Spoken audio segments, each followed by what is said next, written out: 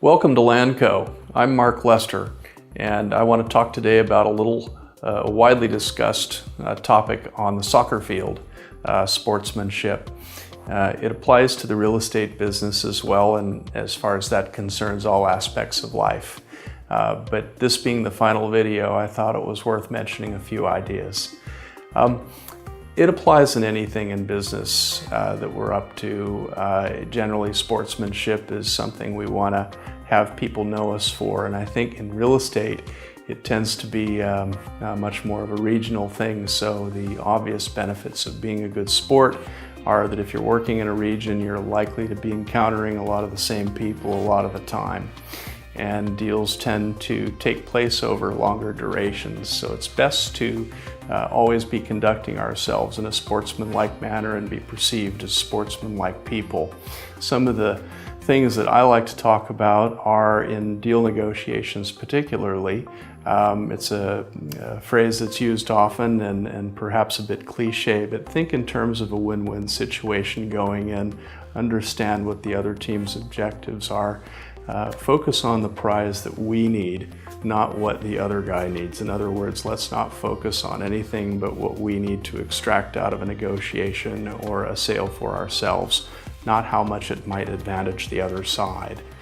A lesson I learned many years ago, which is a temptation that we've all fallen prey to from time to time, is holding out in a business deal for the last available dollar, when a very, very good deal can be negotiated and done. Perhaps not the ultimate dollar amount coming out, but the deal does move along, and time is again one of our biggest expenses in life and in any business, but particularly in real estate.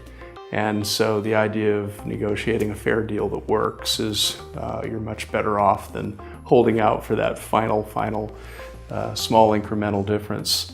And then I would say that let the opposing party, let the people that we're in negotiations with have something as well. It may be not a big thing, or it might be a big thing. It doesn't matter as much as letting the other side, if you will, the other team, have the respect of having had some wins within the negotiation, even if it isn't exactly what they want or exactly what we want. It's much more helpful in getting through a deal if a spirit of win-win can be done.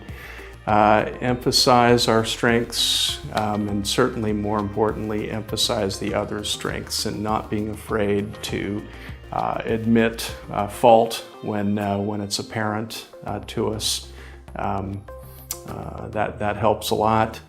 A key element is always full transparency with investors. Now, this may seem obvious, but it isn't always as easy to do. Investors can be frustrating in their constant inquiries and so forth, but it is key that we keep those investors fully aware of what's happening and understanding our motivations. Changes need to be made along the way, so changes that need to be made because of sound business reasoning do have to happen. We don't necessarily want to make changes because of our personal likes and dislikes.